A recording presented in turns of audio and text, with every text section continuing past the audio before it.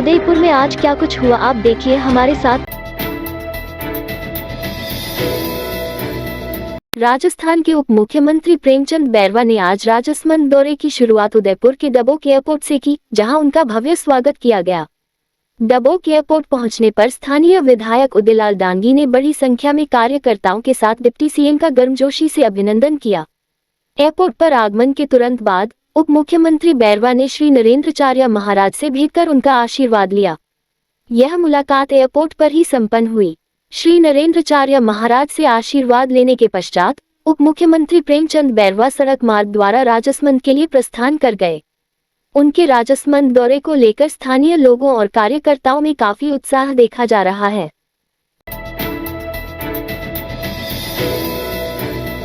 राज्य किसान आयोग के अध्यक्ष CR चौधरी मंगलवार को उदयपुर पहुंचे। प्रतापनगर स्थित कृषि विभाग के सभागार में उन्होंने कृषि एवं इससे जुड़े विभागों की समीक्षा बैठक ली। इस दौरान अतिरिक्त निदेशक कृषि विस्तार निरंजन सिंह राठौर, संयुक्त निदेशक सुधीर वर्मा सहित अन्य अधिकारियों ने उनका स्वागत किया। बैठक में कृषि विभाग की विभिन्न योजनाओं, मिनी किट वितरण, कृषि विपणन, पशुपालन, उद्यानिकी, जलग्रहण और बैंक ऋण योजनाओं की प्रगति की समीक्षा की गई। विभागीय अधिकारियों ने योजनाओं की वर्तमान स्थिति, चुनौतियों और आगामी कार्य योजनाओं की जानकारी दी। चौधरी ने योजनाओं को जमीनी स्तर तक पहुंचाने पर जोर देते हुए अधिकारियों को आवश्यक दिशा निर्देश दिए। उन्होंने कहा कि किसानों को योजनाओं का सीधा लाभ मिले, ये सुनिश्चित करना सरकार की प्राथमिकता है।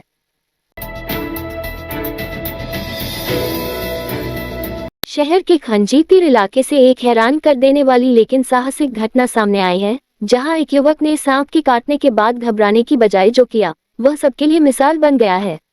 यह मामला बुधवार देर शाम का है, जब खंजीपीर क्षेत्र में एक युवक को सांप ने काट लिया। आमतौर पर ऐसी घटनाओं में लोग घबरा जाते हैं और इलाज में देर होने से जान भी जोखिम में पड़ जाती है, लेकिन इस युवक ने बेहद साहस और संयम का परिचय दिया। युवक ने न केवल अपनी सूझबूझ से जान बचाई बल्कि डॉक्टरों को भी सही इलाज देने में मदद की।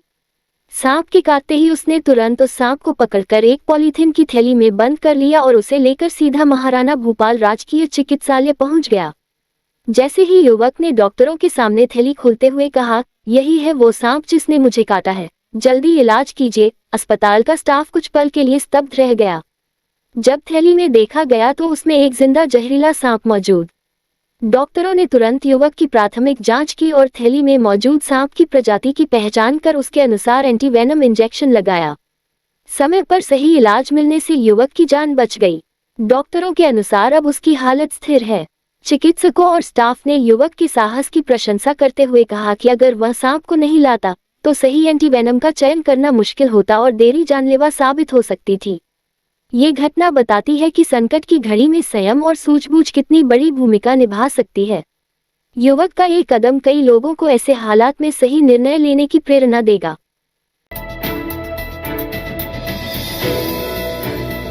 सुवेवी में सेल्फ फाइनेंस एडवाइजरी बोर्ड से लगे करीब 250 कर्मचारियों का अब तक कार्यकाल नहीं बढ़ाया गया है, जबकि पूर्व में उच्च शिक्षा विभाग ने इनका कार्यकाल 31 दिसंबर तक करने के लिए आदेश जारी किया था। इन कर्मचारियों को 1 जुलाई से अब तक कार्यादेश नहीं दिया गया है। ऐसे में कर्मचारियों ने सुवेवी प्रबंधन के खिलाफ मोर्चा खोल दिया है। मंगलवार को भी प्रदर्शन जारी रहा। अध्यक्ष नारायण लाल ने बताया कि कर्मचारियों ने कार्यादेश और वेतन आदेश जारी नहीं होने तक आंदोलन जारी रखने का निर्णय किया है। उदयपुर के कलेक्टरेट मिनी सभागार में सोमवार को जिला कलेक्टर नमित मेहता की अध्यक्षता में साप्ताहिक समीक्षा बैठक आयोजित की गई। बैठक में विभिन्न विभागों के जिला स्तरीय अधिकारियों ने भाग लिया। बैठक में संपर्क पोर्टल पर दर्ज विभागवार लंबित प्रकरणों की गहन समीक्षा की गई। इस दौरान कलेक्टर मेहता ने अधिकारियों को निर्देश दिए कि शिकायतकर्ताओं को संतोषजनक और स्पष्ट जवाब दें तथा शिकायतों का गुणवत्तापूर्ण और समयबद्ध निस्तारण सुनिश्चित करें। समीक्षा के दौरान जिले की बजट घोषणाओं, फ्लैगशिप योजनाओं, विकास परियोजनाओं और जन कल्याणकारी कार्यक्रमों की प्रगति की रिपोर्ट भी प्रस्तुत की गई। कलेक्टर ने संबंधित विभागों से कार्यों की अद्यतन स्थिति के बारे में विस्तार से जानकारी ली। बैठक में एडीएम प्रशासन दीपेंद्र सिंह, जिला परिषद सीओ यादाबी, नगर निगम आयुक्त अभिषेक खन्ना सहित विभिन्न विभागों के अधिकारी मौजूद रहे। कलेक्टर ने बैठक के अंत में कहा कि जनहित से जुड़े कार्यों में लापरवाही या टालमटोल बर्दाश्त नहीं की जाएगी।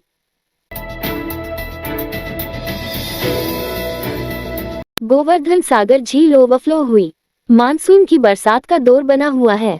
विगत 2 दिनों से हो रही बरसात के बाद सोमवार देर रात गोवर्धन सागर झील के एक छोर की रपट से झील का पानी ओवरफ्लो हुआ। गोवर्धन सागर के ओवरफ्लो का पानी गोवर्धन विलास गांव में होता हुआ सेक्टर 13 के फूटा तालाब से कृषि मंडी के बाहर से होता हुआ सितोलिया नाला में तब्दील हो जाता है। सितोलिया नाला हिरन मंगरी 3, 4, 5 से सेवा आश्रम ओवर ब्रिज के नीचे से होता हुआ आहार नदी में समाहित होता है। आहार नदी के पानी के साथ मिलकर उदयसागर झील में पहुंचता है।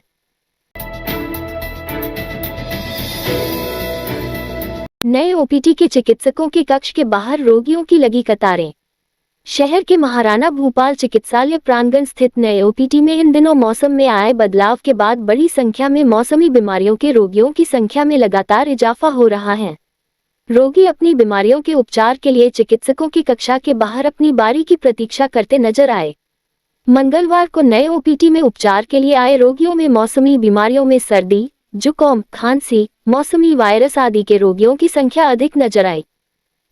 इस रात की सुबह नहीं होती जब तक हाथ में उसकी गर्माहट नहीं होती। चाय का प्याला, अखबार साथ पुराना है, मिट्टी से जोड़ता है। खबरों की खुशबू से सारा घर महकता है। हर रंग में ढला कहानियों से किस्सों तक ले जाता है बेरोक टोक। देश के हर हिस्से तक ये हकीकत का आईना है। ख्वाबों को सच करके दिखाता है।